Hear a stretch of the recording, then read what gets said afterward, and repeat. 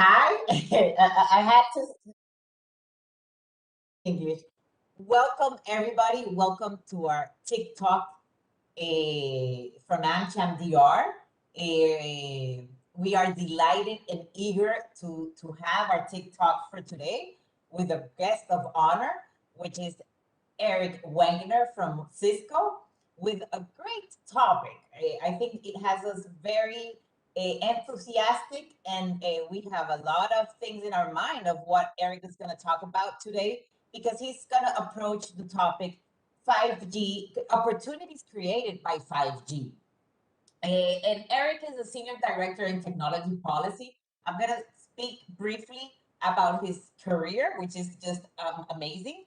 But first of all, I want to put a little of context in the today's topic, which is the opportunities of 5G created by 5G, because Eric, 5G is a something that for many years, most of us, being technical people and non-technical people, we talk about 5G and we're waiting for 5G and eager of 5G coming and when are the networks for 5G going to be deployed.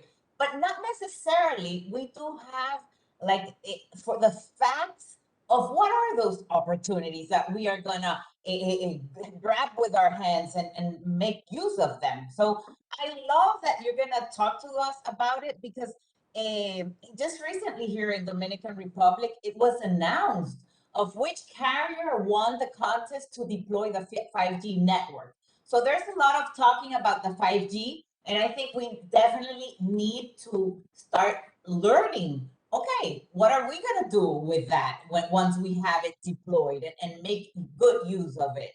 And I think today's topic will speak to CEOs from big companies, CEOs from small companies, technical people, non-technical people. And when I refer to non-technical people, it's going to be all the users that are going to be in the country using the 5G network. What can they actually get out of the 5G network as well?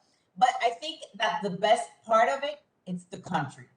What does the country what will the country benefit from this important deployment? So I think we also, when we talk about 5G, something that is commonly spoken about is smart cities. And but not necessarily we actually know what smart cities, all the aspects of what's behind the smart cities. But we do all dream that we want smart cities in Dominican Republic. So I think that what you're gonna do today, and I hope that I'm correct, is that you're gonna actually you're gonna take us from the dream state to take us to the ground level and actually see, oh my God, we can have a very smart Dominican Republic in the near future. So Eric, with that in mind, so the people that are connected with us, which are our members and friends from AmCham, now I'm going to introduce you with an incredible bio I have from you, so they know that we are actually in front of a person that has the best knowledge of a technology policy, and that you are actually gonna make us see what we need to grab with our hands and make those opportunities actually be deployed in the country once the 5G networks are out. So Eric Wenger is Senior Director of Technology Policy and leads Cisco's government affairs work globally on a range of policy issues, which includes cybersecurity, 5G, Internet of Things, lawful intercept, and data protection. Eric came to Cisco from Microsoft, where he was policy counsel. But prior to that, he was a trial attorney in the Department of Justice Computer Crime and Intellectual Property Section and a special assistant United States attorney in DC's Computer Hacking and Intellectual Property Unit. He served as an attorney in the Federal Trade Commission's Bureau of Consumer Protection and an attorney advisor in the Federal Trade Commission's Bureau of Consumer Protection and an attorney advisor to then Commissioner Leary.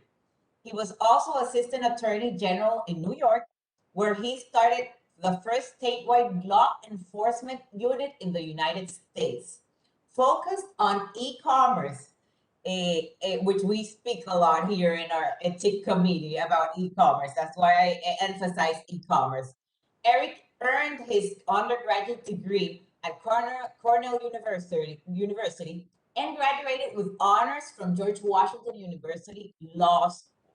So I believe that once I had to read your bio, Eric, because it was just too technical. I didn't want to leave any detail out so that people that are with us today know all of your career, what you have walked through for the last years, which give you, I think, all the property to talk to us about the opportunities that 5G brings to the world, to our countries, and to the people. So, Eric, the floor is all yours. Thank you so much, Vivian, for that very warm welcome. And actually, one of the last trips that I took before all COVID took place was to Santo Domingo. And I spoke in person at an event on 5G there. And it would be my pleasure to have the Dominican Republic be at the top of my list of places to go back to when we are all traveling again. So I look forward to hopefully seeing many of you in person again in the not too distant future. I think one thing that we have seen from, and I believe that we have closed captioning in Spanish that we've added to this program, which I'm really delighted to, the Cisco technology built into WebEx that we're using. Unfortunately, I'm not a proficient Spanish speaker, so hopefully this will help to fill the gap a little bit. But I think what we've seen is during this period, especially, an increasing reliance on technology as a way of continuing our daily lives. That we've learned to do things online, playing, working, learning in ways that we would not have imagined would be possible to do without being in person. But as things maybe hopefully return to normal, I think we will also see continued reliance on technology and leveraging the power of this technology to include people who can't always be in the room. We want to be in the room with each other, but it's not always possible. And we should be able to leverage technology to make every meeting hybrid to include people who aren't able to be with us live. So businesses and consumers and governments now clearly recognize that intelligent and intuitive networks are central to our economic, social, political, and personal lives. And this recognition is causing governments around the world to focus on the possibility that we can use technology to solve these problems, but at the same time, raising a new range of issues about how to best make the transition to 5G and even future next generation wireless communications networks. I was recently in a meeting with another government official from a different country, and they're already focused on how they start thinking about generations of wireless technology after 5G, 6G and whatever. So, but we don't want to rush there because there's a lot of work to be done about this transition and making sure that we are building it out in a way that allows us to fully leverage its power, frankly, to monetize it, to create opportunity for businesses in the Dominican Republic to do new things. And as I'm going to point out in a minute, this is a little bit more than just faster handsets and faster bandwidth to those handsets. Increasingly, these conversations revolve around a novel but quickly maturing architecture at the heart of this discussion relating to radio access networks, or RAN. And this RAN that we are talking about has standardized, open, interoperable interfaces, and that's why we call it Open RAN. Cisco believes that Open RAN architectures can help mobile network operators connect the unconnected and bridge the digital divide by speeding deployment and lowering operating expenses while solving for complex problems, including those relating to cost and security and complexity. And so one thing we should start to do, though, is to think about what are the things that we will see. Vivian said, you know, everybody's excited about 5G, but what does it mean? And so let's break this into two parts. There are parts of the network that can be upgraded close to what we were calling the edge in prior generations of architectures. And that's the radio and what we call user equipment. Those are typically the handsets that you have in your hands, the phones. And there we will see speed boosts. So you should be able to see greater speed of connection, lower latency. So the amount of time that it takes, like sometimes you'll send something and then there'll be some interruption of the network and it will take time for the network to kind of catch up. That's latency. And then device density. I'm sure we've all had the experience of being in a football stadium where it says that I have 4G connections with 5 bars, and for some reason I'm still not able to send a text message or connect with somebody with WhatsApp. And the reason is because there's too many devices for the radios. We will be able to solve for much of that when we move to 5G. We'll see higher speeds, lower latency, and greater device density. But the good news is that there's actually more to 5G than that. And in order to really understand the full potential of 5G networks, we need to think about the changes that will come as we upgrade the core of the networks to deal with things like mobile edge compute, where we can take intelligence in the network and move it way out to the closer to the radios that are in our phones. And network slicing, which I'll explain in a minute, is a way to customize the use of the spectrum. Cisco believes to fully understand the potential of these 5G networks and to propel our societies and economies forward, policymakers and businesses need to fundamentally change their perspective from being telephone-centric to being network-centric. And here is a diagram that, frankly, I borrowed from Qualcomm that shows a smart city environment. Vivian mentioned the importance of smart cities to these kinds of infrastructures. And we can see that all the different connections that can be created when we have the greater device density and the ability to move intelligence in the network out to the edge and to be able to slice the connectivity in new ways. The most momentous benefits of this transition will become apparent not just when consumers receive blazing fast speeds promised by 5G systems, but when these new network architectures and technological advancements are applied to industrial and enterprise spaces. And that's why I'm so excited to be talking to the AmCham, because the businesses in this community are the ones that are really going to drive forward change with 5G networks in ways that would not be possible with 4G. The challenge is that we cannot yet know what the use cases are that innovators will develop as 5G takes root. This was also true in prior generations, though. We didn't know for sure that when we launched 4G, it would revolutionize mobile video, launch services like Netflix to the phone and mobile gaming. But we can imagine some of what's coming. We will see enhanced connectivity that will perhaps enable a local doctor in a remote rural village to consult with medical specialists in big cities in real time. Auto manufacturers might be able to develop cars that interact with their environments in real time to boost safety and reduce unnecessary traffic deaths. And that's really what's being depicted here in this environment that we see in this infographic. And ideally that will, again, boost safety, reduce unnecessary traffic deaths. But others may conceive of use cases that lie beyond our current imagination. What we can predict with some certainty is that as the networks expand, there will be more flexibility about where intelligence and where computing capabilities are deployed in the network.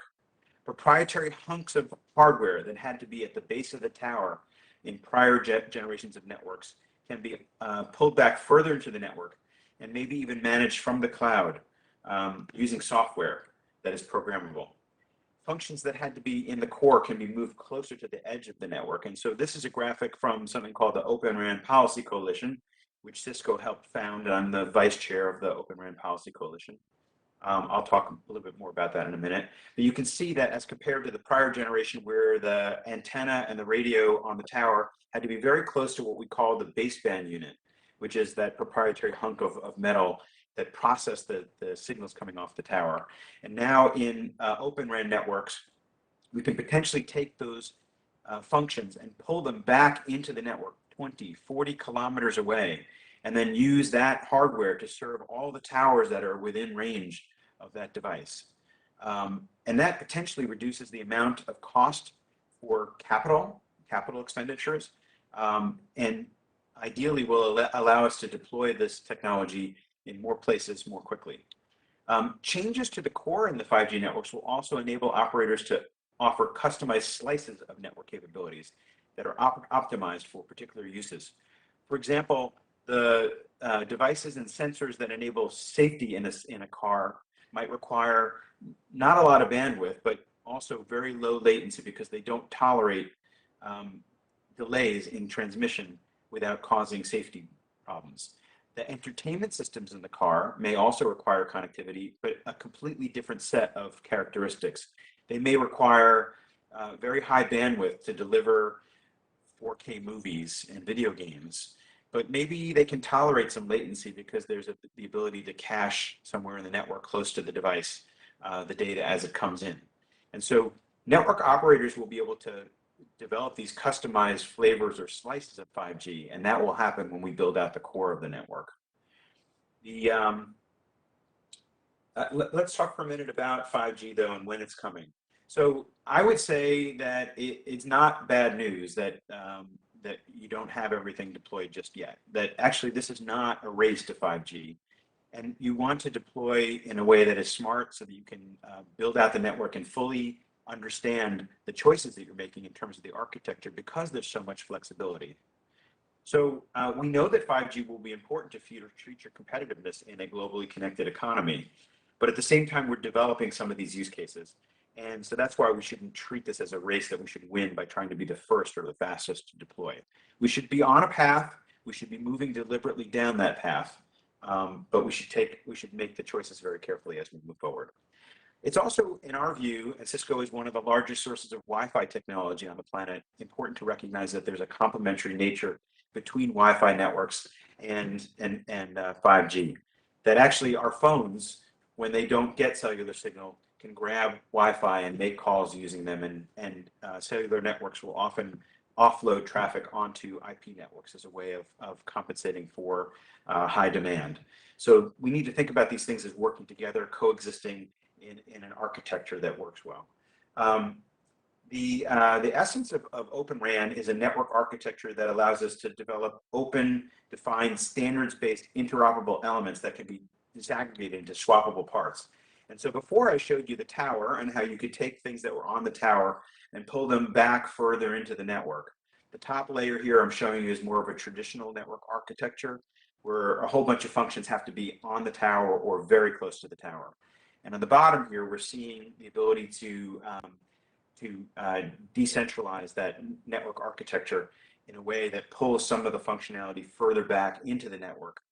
Again, miles, kilometers, 20, 40 kilometers away from the tower, sometimes the hardware can be deployed now in ways that will lower operating costs, lower capital expenditures, and also potentially allow us to make these functions swappable and more oriented towards the use of software and cloud, which will ideally create new competitors, lower barriers to entry, and allow for brand new innovations that can be added to the technology after the fact. Not everything has to be built in up front. So Cisco anticipates that these approaches, either alone or in combination, will again lower barriers to entry, promote increased competition, give you more choices for vendors, and allow for more innovation. And so that's why we helped to found something called the Open RAN Policy Coalition, which will ideally help to promote the development of this kind of an architecture. And we believe that there are key benefits that come from this openness of the Open RAN. They come in the form of modularity, which, as I was showing you before, is the ability to pull the network apart into pieces. And then this idea of virtualization, where you can start to pull things out of hardware and to use software and to use cloud as a way of managing and operating these networks. Historically, a network operator had to use one of a very few vendors, which then utilized their own integrated proprietary technology ecosystems. And this approach limited operators' abilities to evolve their networks quickly in response to future demands or innovations. And so what we're seeing now is really a very vibrant ecosystem. These are all the members that we have currently in the Open RAN Policy Coalition.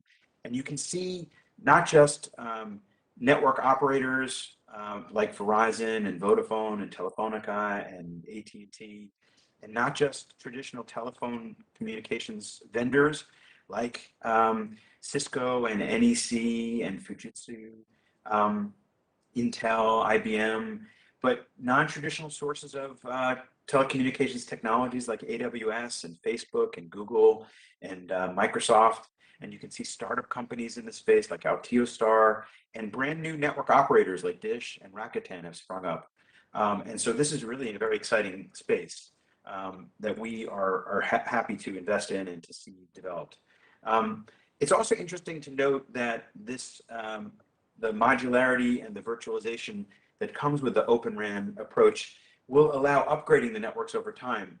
Interestingly, the Open RAN network that was developed by Rakuten in Japan was 4G at the time of its launch, and the same thing is true of a project in Peru called Internet para Todos.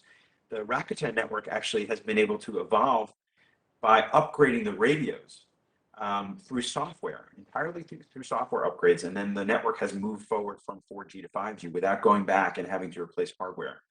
And so we think this is really a very exciting opportunity. So in short, the benefits of the 5G networks we believe are tremendous and varied. They can be most effectively maximized by leveraging open network architectures such as Open RAN. And so for this reason, we are reaching out to policymakers to promote the groundbreaking capabilities of 5G and to make sure that they are aware of the importance of these kinds of Open RAN architectures as they do that. So with that, I will close and we'll take some questions, but I wanted to again emphasize the importance of increasing competition, speeding up innovation, reducing barriers to entry in this market, increasing adoption of Open RAN. We believe will advance these objectives by ensuring a diverse set of trustworthy sources of telecommunications technologies, allowing network owners and operators to avoid being overly dependent on a limited set of vendors, delivering advanced communication services that are highly secure, and then driving down the cost of deploying and operating these networks, allowing us to reach underserved populations, both in rural populations that are hard to reach, and then in densely populated urban environments as well too, which sometimes also provide significant challenges in delivering high-speed connectivity. And considering these substantial benefits, we believe that Open RAN is an important consideration that people should be looking at. So I'll leave it there. I think that pretty much consumes the time that I was given for the talk. And then I'm happy to take questions here. And then if we run out of time here, I will make sure that we have contact information so people can follow up with me. Hi, Eric. Thank you very much for such a great presentation. We now have a few questions from our members and also from social media that has sent us. So I'm going to go ahead and ask you. So there's certainly there's no certainty about the use cases of 5G technology, as you said. But at the same time, we're very confident that they will go beyond our imagination. In your opinion, what sectors or an industry do you think will benefit the most from the transformation to 5G during this early stage of implementation? Yeah, so I think, again, and I hinted to this a little bit in the talk, that the hard part for us to imagine is an approach where we're focused on the networks and industrial and enterprise applications, as opposed to just speeding up the connectivity to our handsets, to our iPads and our phones and PCs. That when we can take high-speed connectivity and bring it to factory floors and connect the operational technologies, the things that move, to information technologies, the things that think, then there will be entirely new ways of using connectivity that would not be possible if we had to rely on wires to reach each of these devices. And so that's the mindset we should be thinking about, is if we could take devices that we can't reach with wires and we could light them all up with connectivity, either some combination of cellular provided 5G. There are also opportunities to use something called industrial or enterprise or private 5G, where a company can license in some countries. Germany is doing this, Japan is doing this, and the Dominican Republic should think about this as well too. But you can license spectrum to individual enterprises to use inside of their industrial enterprise environments as well too.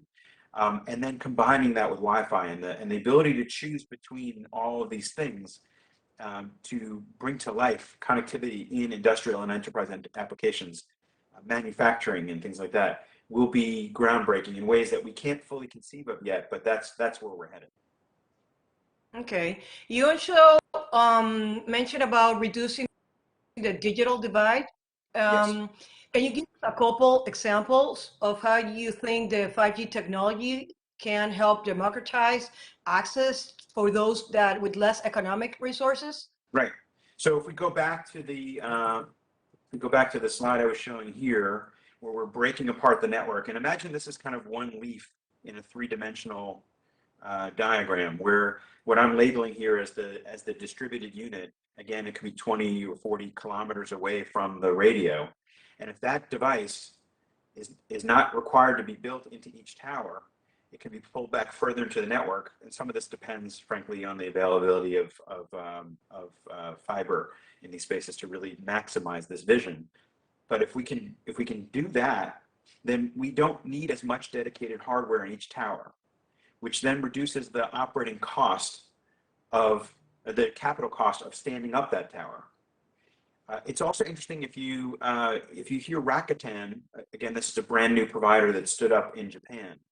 When they talk about how they program their towers, because they leverage so much software and cloud-based infrastructure, they didn't need to send as many people out into the field to stand up each tower. And so therefore, a process that took days or weeks of programming in a traditional network architecture was able to be accomplished in a matter of hours.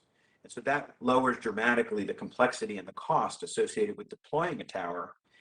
The lower you can make the cost, the easier you can make deploying a tower, the more coverage you're able to provide. And therefore, the ability potentially is to reach more people in these diffuse rural populations. In urban environments, we may be able to take advantage of high millimeter wave spectrum or very high-end spectrum that was not used before. And by using small cell radios in these spaces, extend connectivity into places that would have been difficult before. We won't need wires for all these things. We will need more radios than we have now, but the cost of doing this should be less expensive and allow us to reach more people, and potentially, again, to leverage a combination of 5G and Wi-Fi to spread spectrum into more spaces and then to overcome problems with device density that we saw with prior generations of technology. So whereas a 4G radio could get overloaded pretty easily with a bunch of devices, a 5G radio or a Wi-Fi 6 radio can handle many more devices at the same time, which means potentially that we can reach more devices simultaneously and provide more connectivity, again, hoping to close that digital divide. Okay.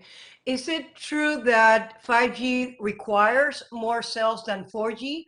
And if it's positive, what time and cost implications does this have for the deployment of this technology? Yeah, so you heard my bio. I'm a lawyer by training, not a physicist, but I'll give you like a layperson's view of the physics behind the waveforms. Essentially, there are different flavors of spectrum that we can use for 5G. And so there are long waveform, or we call low gigahertz spectrum. There is mid-band, which is kind of in that 6 gigahertz range, and then there's very high millimeter wave spectrum. They have different properties. The longer the wavelength, the better the wave propagates without being interrupted by physical things. But it can't handle as much data. When you end up with waveforms that are much spikier, that compression allows for more data, but it also means that those bands of spectrum are more prone to being interrupted by hitting physical things. And so when we see millimeter wave spectrum, we can see very high bandwidth connections, but we may need more radios to cover places because the wave doesn't propagate as far and is more likely to be interrupted. And so it really is a matter for policymakers to open up these bands of spectrum, and then it's for network operators to select from the available bands of spectrum for the particular things that they're trying to accomplish. So if I'm trying to reach very far into rural environments, I may be able to use a lower range of spectrum that has a longer wavelength. The speeds might not be as great, but I can cover more area. And in very dense urban environments, I may need those higher millimeter wave spectrums and maybe more radios. And so the answer is maybe. It depends on what the environment is that you're talking about, which part of the spectrum you're talking about, and what problem you're trying to solve for. In some cases, you may be able to use fewer radios, and in some cases, you may need more. Okay, excellent.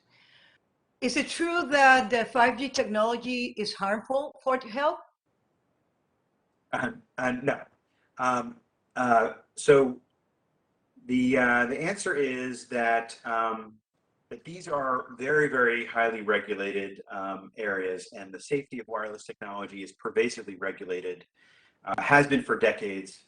The World Health Organization and numerous jurisdictions such as Europe and US, Canada, Brazil, and more, any equipment coming to market has to rigorously pass testing requirements to ensure compliance with emissions limits that take into account the spectrum that's being used, the form factor, in other words, the shape of the device, whether it's a phone or something like that.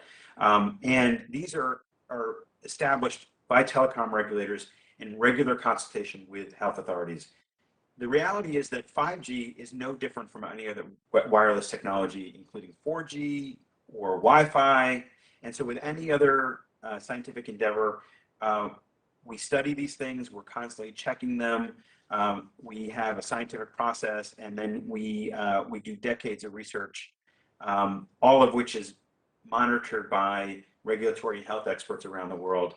And there's a lot of things that are special about 5G in terms of what it can do for us, but there's nothing particularly different in terms of it being a band of electromagnetic frequency, just like all the other ones that we use all day long.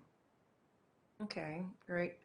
You also mentioned that business, governments, consumer are now clearly recognizing the importance of 5G transformation, right? And that using an open RAN will contribute to solve past challenges such as like cost, security, complexity.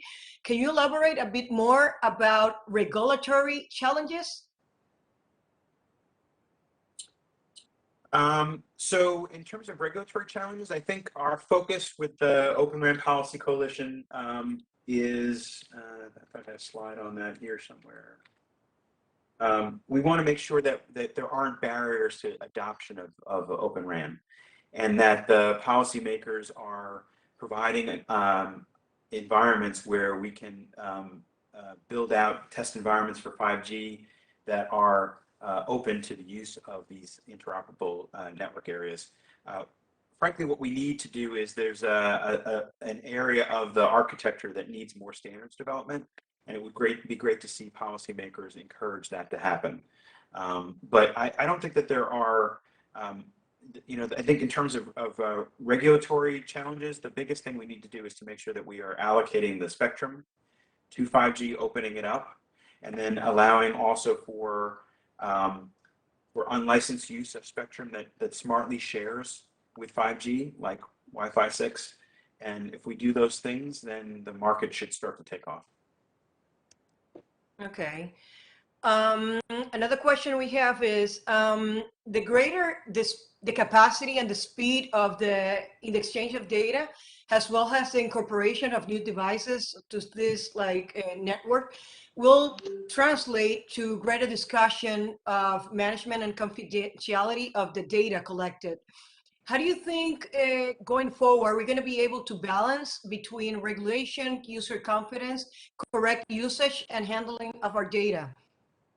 Yeah, so I think one of the things that's important to recognize is because of the flexibility of this architecture, it allows us, as I mentioned before, to do something called mobile edge access compute, where we can take computing power that was in the center of the network, the core of the network before, and potentially move it out to the edge. And that has benefits to us in terms of more functionality to be able to control devices that are in that operational technology space, things that move. It also means that, as you were saying, Claudia, that there is more data that's being generated. And so that means that we should be thinking about who has access to the data, whether there's potential to interrupt the access to the devices and the data.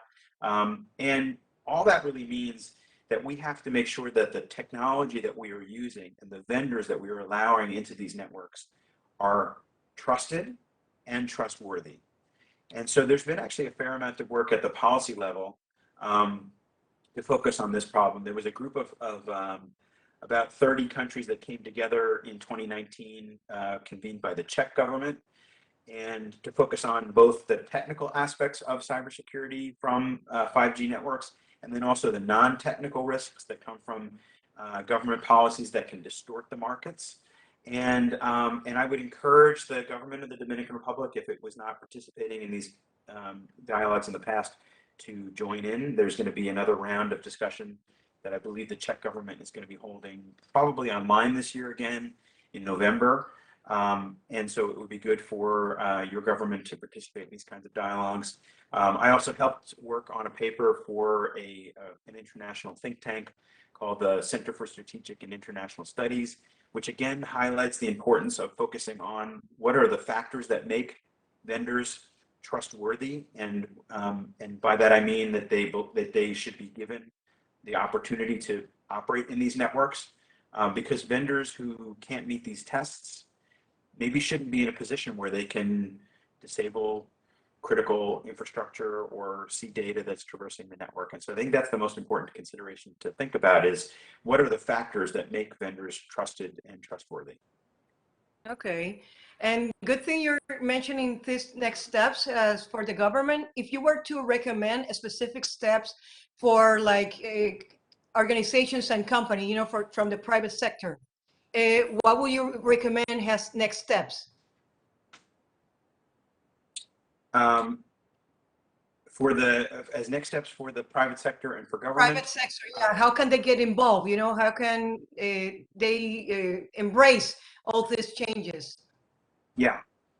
So I think the most important thing is to make sure that we are talking to policymakers about the importance of making investments in the infrastructure, that we consider broadband, and by that I mean cellular and both unlicensed Wi-Fi, as being assets that we think about as infrastructure, along with roads and bridges and things like that, and that we encourage investment in those things, and we encourage opening up spectrum to these new uses so we can smartly share and then create the kind of opportunity to connect the unconnected, and to recognize again that there's this increasing reliance on technology throughout our daily lives in ways that we did not see before the pandemic, and that's not going to go away. That we expect that that we are going to see all these things continue, and that we're going to see these network environments, the smart cities that we were referencing before, where we have the ability to tie everything together in ways that will ideally make our lives better by increasing safety and increasing security and driving down costs and efficiency and things like that. So just making sure that policymakers understand the importance of these things, and having those conversations with them about how we believe that just like building roads, we have to build digital infrastructure as well too, that connect us all together. Excellent. Well, once again, thank you very much for such a great presentation and help us understand the implications, reach, and impact that 5G technology is already having in our lives. There's certainly a lot of excitement around the true potential of 5G and what this emerging technology can bring. And as you said, each new generation of wireless connectivity has driven new innovations, and we're very confident that the upcoming 5G will be a real game changer also. Smart cars, smart factories, smart health, smart cities, smart connectivity, as you mentioned. It's definitely a whole new ecosystem that will definitely require new partnerships from government to private sector to bring the vision of 5G cases into reality. So we really appreciate you and Cisco for taking on our invitation in our mission to promote a digital economy and to accelerate the adoption and growth of any technology that will help us be a more democratic and sustainable country. So really, thank you again for your time. You know, I want to add one final last thing, which is I believe that I Yes. may not have been sharing my screen the whole time. And so I will make sure that I provide to you, Claudia, the slides that I was talking off of. Yes. And that maybe we can attach them to the link for the YouTube and Facebook videos so that our guests that are watching have the opportunity to look at those as well too. Excellent. Yeah, we'll do that. Excellent. So Thank you. thank you very much for your time. Thank you. Thank you. Bye-bye.